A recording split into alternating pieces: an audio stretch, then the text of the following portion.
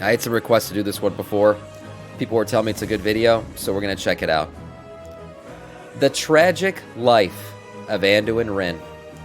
Now, I've been one of the defenders of Anduin. I know Anduin's had his crying moments and his things, but I've said it before and I'll say it again. This man's been through a lot in his life. He's lost a mother early on. He lost a father. Not only to death, but he also lost a father through most of his life. This guy's been forced to be king as a child. He's forced to be king now. Let's see what Bellular has to say about this man's life and everything he's been through. The story of Anduin's life in one video. That's today's challenge. Listen on and you'll understand all that you need to know for World Soul Saga, and you'll catch up on anything you've missed. So, the child model was a thing of nightmares. Anduin was born into an era of hope. Stormwind had just been rebuilt. The Wrynn line was squarely on the throne. And Varian's son was heir to all this promise, the honor, the legacy of this kingdom, so much so that he was named after Stormwind's greatest hero, Anduin Lothar. But tragedy struck early in his life when the Stonemasons Guild, having recently not been paid for the repair of Stormwind following the wars, sparked a riot. Tiffin, Anduin's mother, beloved by the people, went before the rioters, trying to plead for a solution. She was hit in the head with a stone. She died. I can't believe Anduin's mom got one shot by a rock. Man, that's kind of sad. But I mean, yeah, the Stonemasons, they didn't pay him. There's your Defias Brotherhood, right, later on. But they didn't pay him, man. They didn't pay him, and he lost his mom because Arian's response was a cavalry charge on the rioters.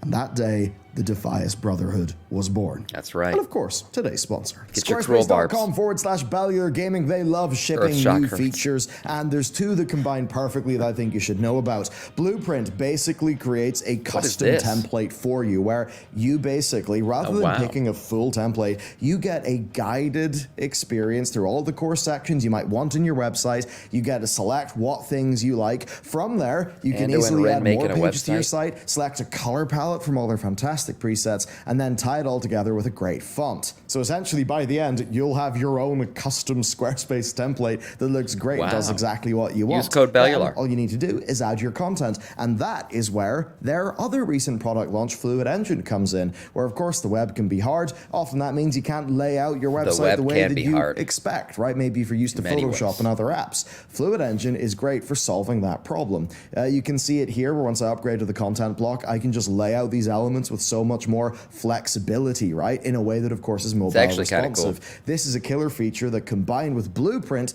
just offers a real unparalleled, easy to use site building experience that all works with, of course, their e-commerce, all the different fonts and things they support. You can do memberships, mailing lists, all of that. And you can get started for free today with my link down below. And then you can send your site live after you've built it for free with code Bellular Gaming for 10% off the annual plan. That's squarespace.com/Bellular Gaming.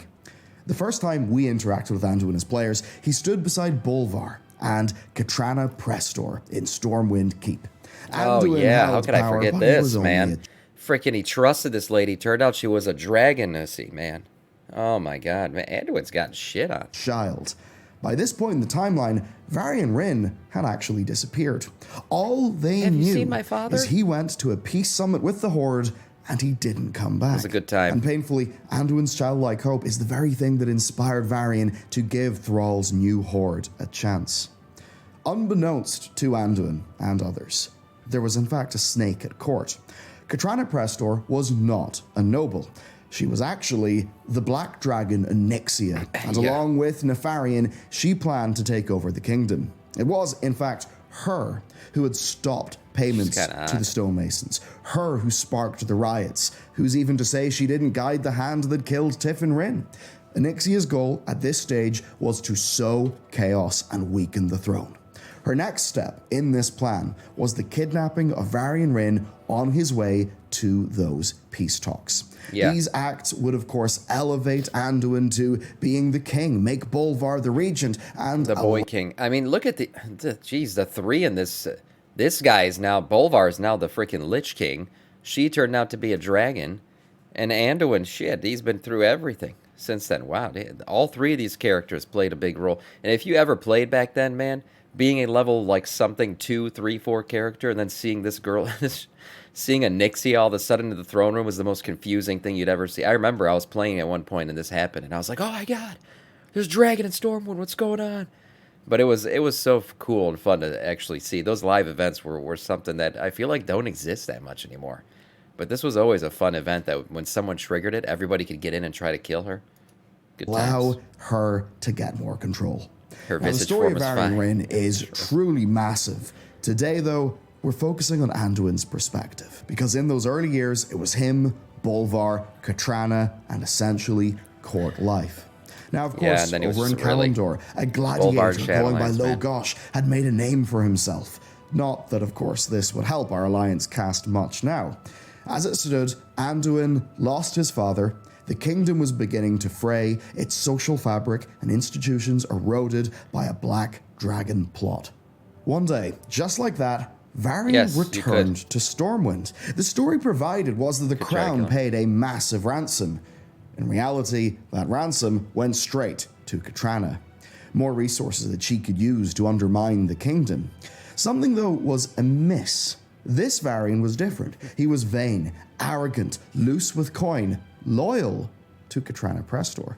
Anduin hated this new version of his father, begged him to change, to actually help the people, but he wouldn't.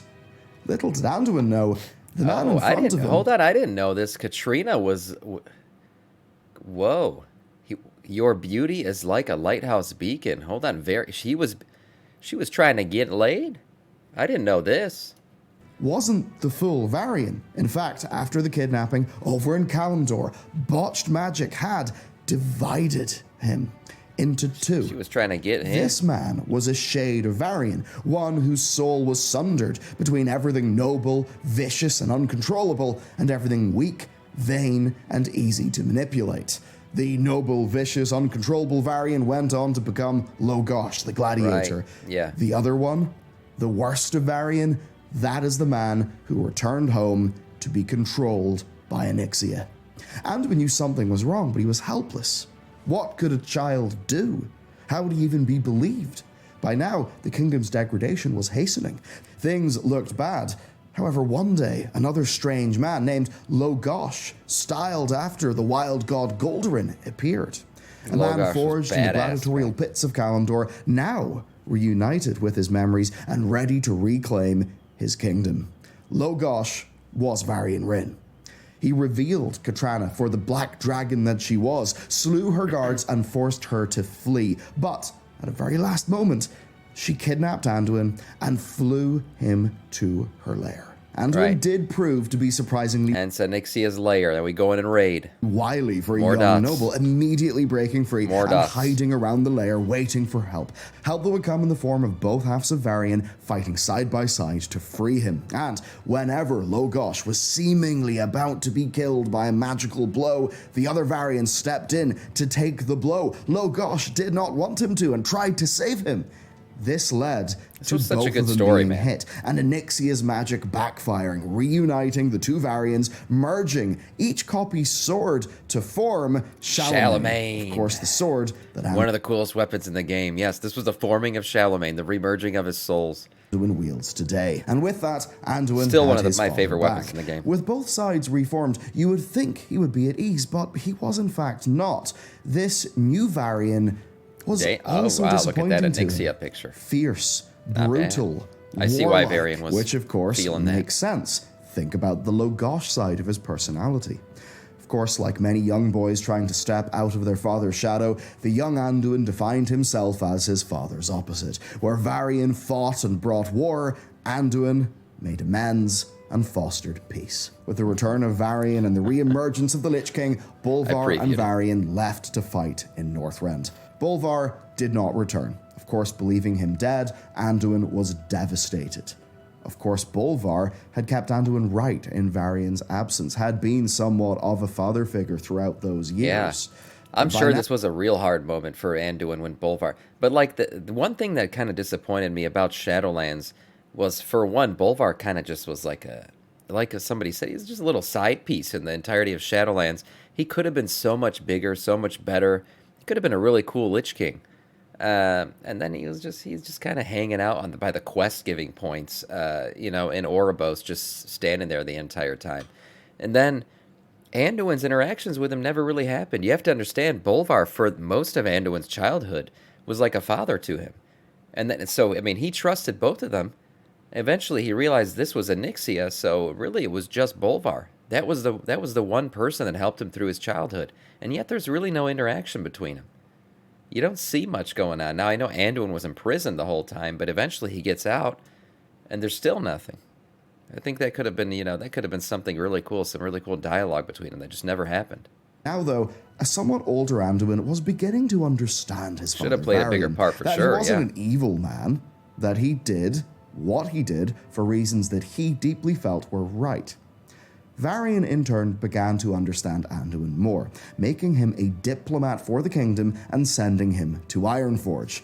But secretly, Varian somewhat hoped that the dwarves would put some iron into the young boy. But in reality, this is where Anduin's long career of making friends and brokering peace would begin.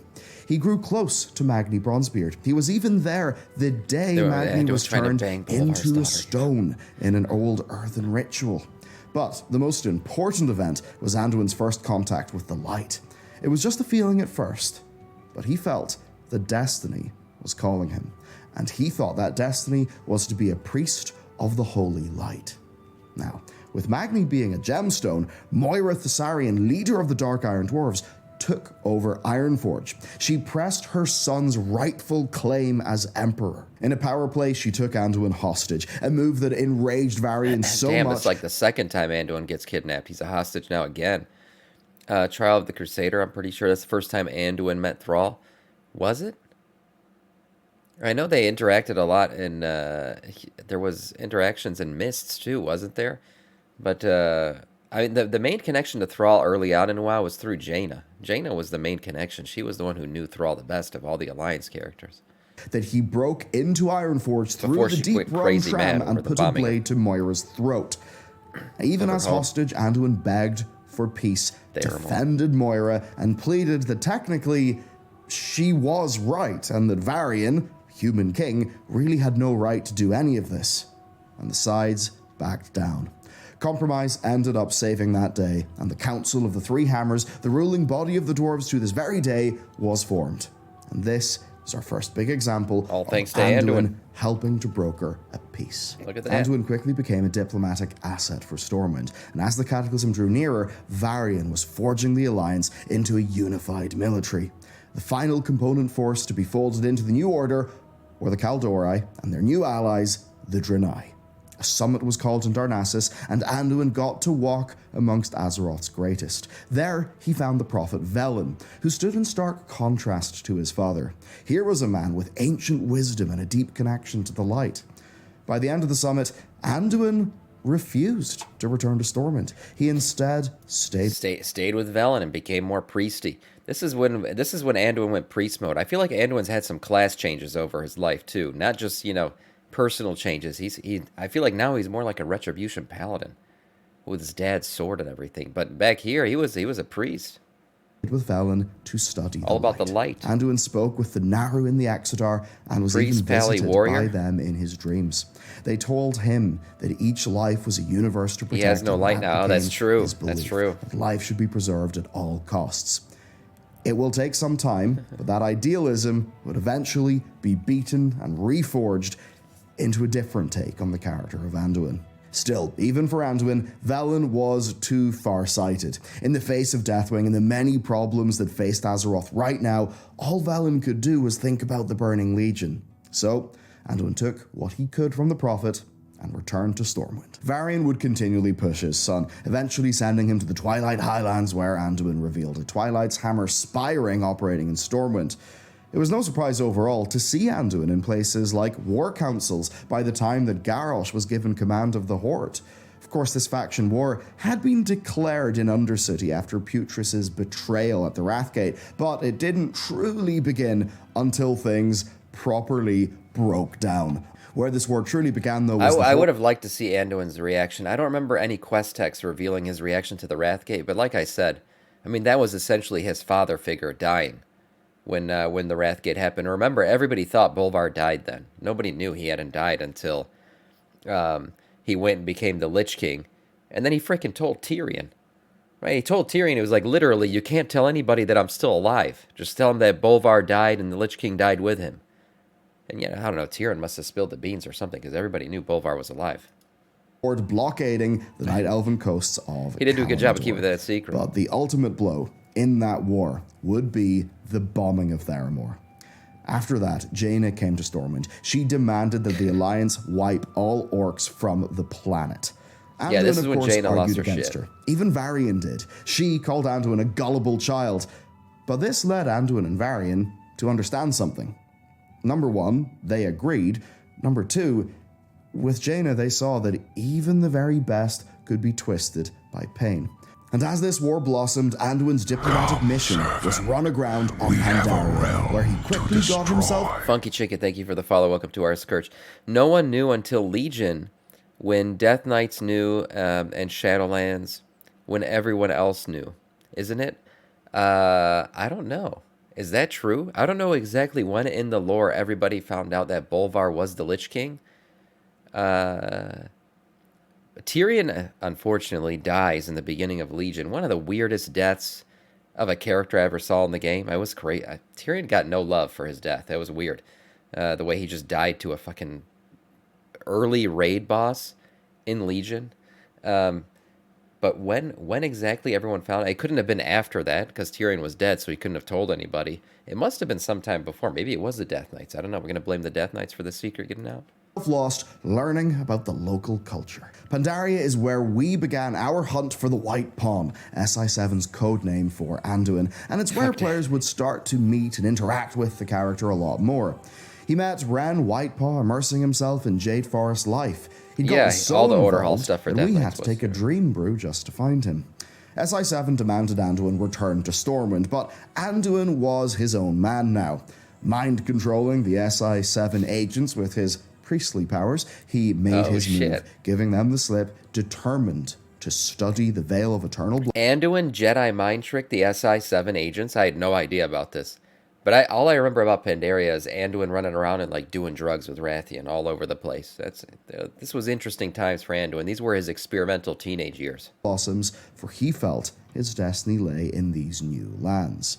Anduin's journey wouldn't be easy. He was taken by Nazgrim, he fought the Shah, studied at the Temple of the Red Crane, he brought the factions together to meet the August Celestials. Work he soon felt was rather doomed with the arrival of Varian and the Alliance war fleet on Pandaria, because with patch 5.1, it was full war. And as that war escalated, the Shah thrived and Pandaria worsened.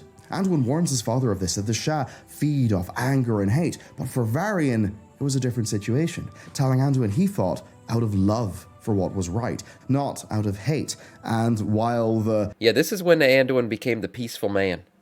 Peaceful man trying to teach his dad how to be a peaceful guy, and then his dad eventually goes out in a blaze of glory in Legion.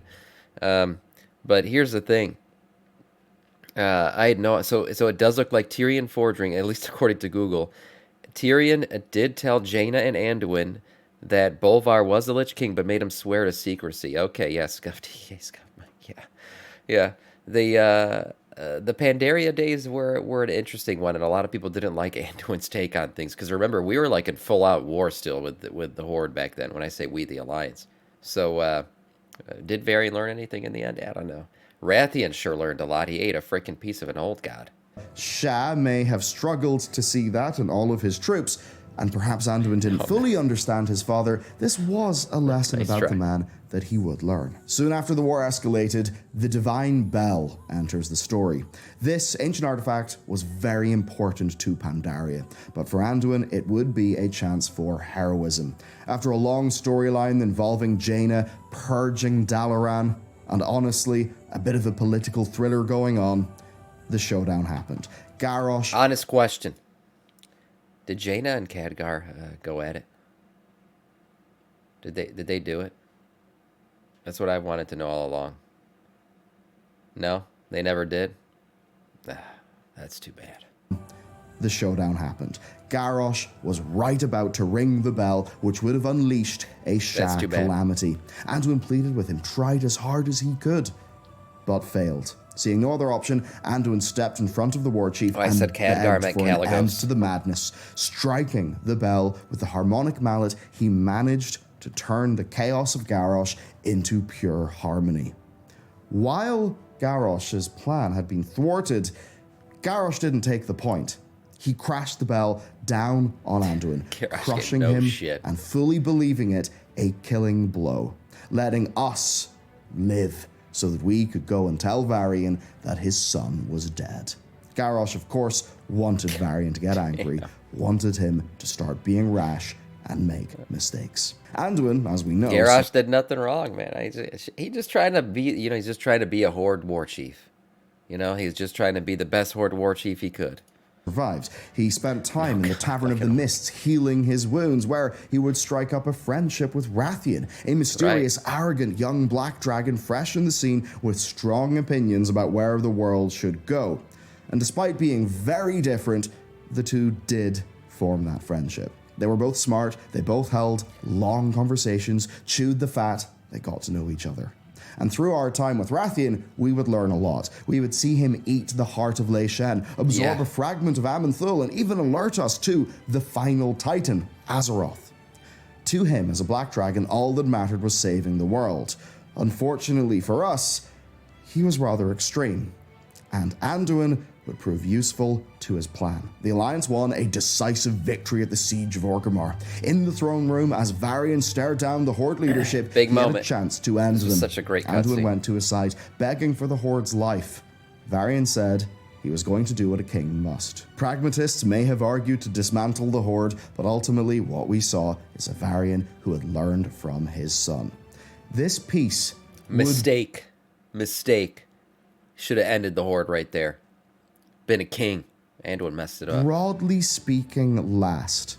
It only broke down at the end of the Legion, but of course, it was scuffed, but it was great. By the end of the Legion, the Horde had a different war chief with different goals. Clearly, our story is that Anduin rounded out his father's warlike edges, whilst in turn, Anduin himself developed a will to fight. Garrosh, of course, was made to stand trial for his crimes, and as one of his victims, Anduin took the stand. When questioned, Anduin admitted he thought Garrosh could change, but that's not the only mistake he would make that day.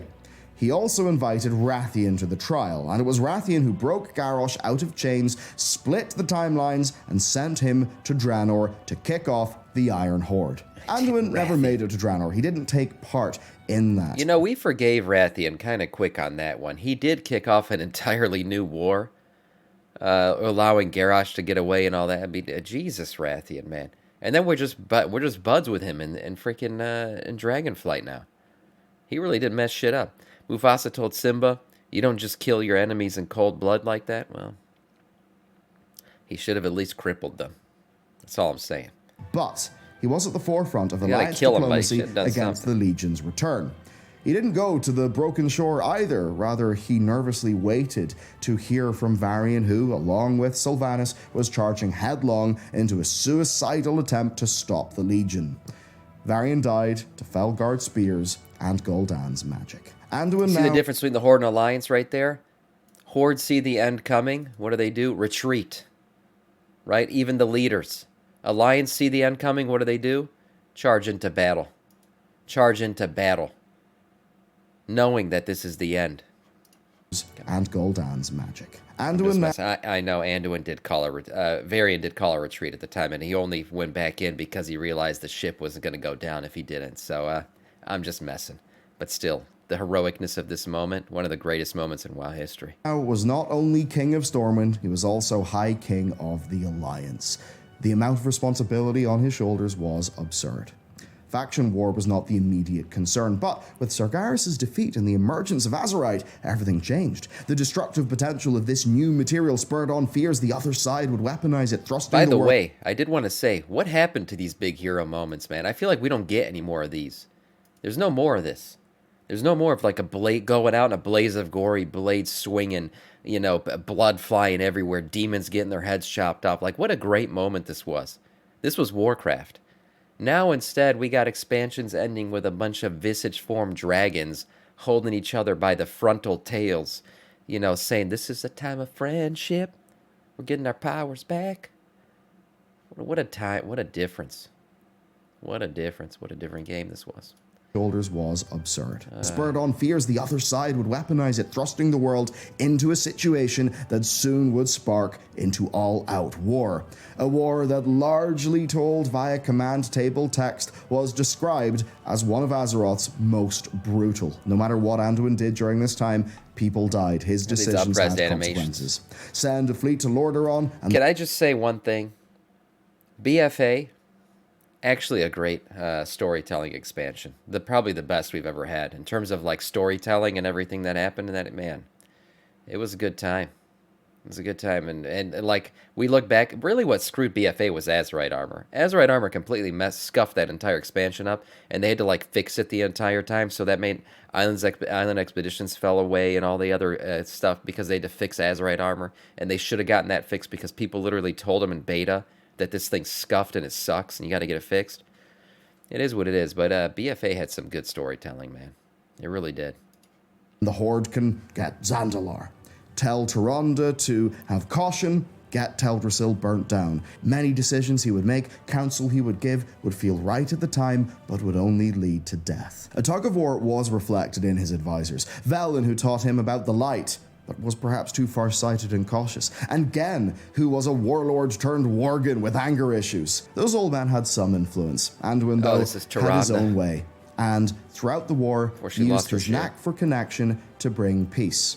The one thing was very clear. To him, Sylvanas felt a lost cause. From Anduin's perspective, for no reason, at what should have been a simple peace summit to reunite human and Forsaken families, split by Arthas' actions, she went ballistic and caused a slaughter. By the time we see the battle for Lordaeron, he's a resolved man. Someone who is comfortable in their armor and their crown, or at the very least, wears them aided Jaina by a saved sense him of in purpose. this fight, though. This is an Anduin ready to fight the war because at this stage he knows Sylvanas is evil. He knows he needs to do what is right. And that is when he met Saurfang. They were worlds apart. Varrock was a veteran from Draenor. He drank the blood of Manaroth. Yet, Varian still told his son that Varrock Saurfang represented the best of the Horde. Varrock at this stage only wanted a noble death at the hands of the Alliance, but instead Anduin imprisoned him. It took time, but he broke through the old orc. And when Anduin secured that bond, he set Saurfang free, making sure Matthias Shaw changed patrol paths and got guards drunk so that Varrock could make the slip, escape Stormwind, and return to the Horde a hero. The pair went on to lead a rebellion against Sylvanas that freed the Horde. Anduin reached across decades of hatred and inspired Saurfang to do what was right, rather than just what he was honor and duty bound to do. Saurfang sacrificed himself ultimately to show the Horde how hollow Sylvanas was. And Anduin carried his corpse into Orgrimmar, along with Rokan, Thrall, and the best of what it meant to be the Horde, in a way, all brought together by Anduin. Anduin took hard lessons from the war. As an example, sometimes that violence is necessary. But with that came an obsession with Sylvanas from the Alliance. Obviously, many wanted her to face justice. Anduin had some opportunities, but he thought that she could change. She eventually fled to Northrend. Anduin chased her. His faith in the light may be put to the side. Some void was even used by Alliance forces to torture innocent orcs for information. At the end of a novel, we even see Anduin have a flicker of void energy, where otherwise you would have expected light from the young king priest. He bent the Alliance's military into finding her. But while this was happening, Anduin was losing himself. Of course, Sylvanas would not be found. Anduin was losing himself, but honestly, he put the Alliance in a good position. Like, he was a pretty good militaristic leader at this point. You gotta remember, in BFA, technically the Alliance won that war. The whole plan, the way they took Dazar Lore and everything, I mean, that was a really good, what's it called? Military tactics and everything. He did the right things in those fights. Little did he know there was this fucking big nipple jailer hanging out doing all this other shit behind the scenes. How would he have known that? He couldn't have, but all in all, he did the right things during BFA. She made her way to Bolvar. She defeated the Lich King. She shattered the helm. And quite soon after, Anduin and others were kidnapped. He was taken from where he thought he was safe, in his own city at Lion's Rest, right by his own father's grave. He was taken to Torghast and put in shackles. Sylvanas, in her own way, was obsessed with Anduin as well. As it turns out, Anduin quite resembled her younger deceased brother. But if she could break this idealistic young king, then Azeroth could be hers, so she thought. But as much as she wanted that, something inside her knew Anduin's light represented a hope she was not allowed to have. And this is something she kind of hated. Maybe she wanted to snuff it out. Maybe she wanted to steal it. But what she didn't want was the jailer to just control Anduin with domination magic. She actually thought she was right, and she wanted to win him to her side. Of course, the jailer, a strange god creature who doesn't care about mortal emotions, just dominated him, controlled him, gave him a more... was the jailer being dominated himself, though? Guy had runes literally carved into his skin. Blade, put him into rune armor that bound his body and sent him out to do his bidding. Anduin's soul was torn. Wait a minute, we forgot about this in Anduin's class change story, right? He was also a Death Knight at one point. So Anduin was a priest, then a paladin, then a Death Knight? Or he was a priest? Yeah, priest, then paladin, then Death Knight. Then warrior. There you go, 4 classes. To do his bidding. Anduin's he doesn't soul care about was paying torn. To a class change. Everything good about him was taken from the jailer, suppressed. The only thing that remained was the cold thrill of the domination magic. He was made to do horrible things, but he was inside the whole time. Imagine a nightmare that feels completely real that you cannot wake up from. And then imagine yourself doing horrible... Watch your tongue, Cadence. When he was a Death Knight, he probably goes down as the hardest raid boss ever. Man, that Anduin fight before the nerfs was... unspeakable things in that nightmare. That was a wild one. Being horrified, disgusted at what you've done. But actually feeling a sense of power from it. And a little bit of you liking that power. That is what happened to Anduin. He liked being a DK. And that completely destroyed his confidence and his self-perception. Of course, we would free Anduin. Sylvanas was free. She had her trial. She was banished to the Maw. Oh God, but before leaving the Shadowlands, how was that Arthas? Anduin met her one last time. Jesus. Even after everything that was done to him, the trauma fresh in his mind, he did something that only Anduin could do. He empathized with her position. After the feeling of experiencing domination magic and knowing that the only thing that awaited Sylvanas was eternal damnation in the Maw, he actually empathized with her.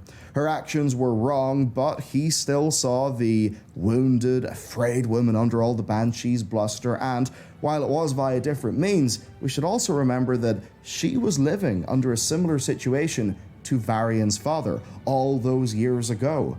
As Varian was split into 2 people, someone with ego, who was bad with money, who was arrogant, and then someone who embodied, yes, many of Varian's great tropes, but also his capacity for having a vicious, warlike nature. Neither Varian was complete. So it seems obvious that Anduin would understand this about Sylvanas. But even with that, Anduin felt he couldn't return to life. I think he stayed behind because Sylvanas turned away was from hot. Gan and Bane, as well as everyone he had forged bonds with. He was rumored to be staying in taverns. He was spotted in various locations, but I didn't know this part of his story. He's in various taverns. So he transferred to Moonguard after his class change again, and he spent a lot of time in Lion's Pride, and that makes sense. Clearly did not want to be found.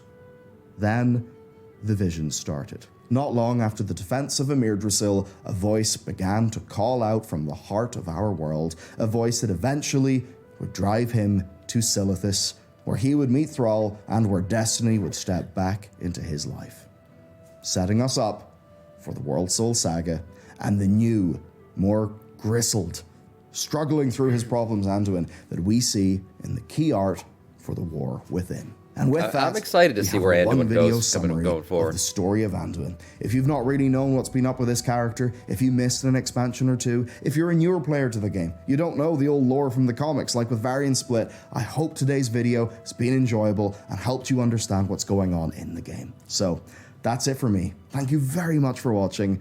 If you want to see some more lore, I think you should check out this one. It's about all the stuff you need to know before we enter the next expansion from a lore perspective, and I think you'll enjoy it. Okay, I'll see you over there. Goodbye. I mean, look, I always said this. Anduin ain't no crybaby bitch. Anduin's been through a lot, man. Literally, his parents were gone early in his life. His parental figures, one died, one turned out to be completely, betraying him the entire time. The man's been through a lot. And yet, after all that shit, looks like he's become a pretty good king. He led the alliance through the BFA battles, won that war, basically threaded the needle with the whole Rathian stuff and everything else, and keeping Jaina out of fighting and everything. When Theramore got bombed, all that stuff that happened, he's been there.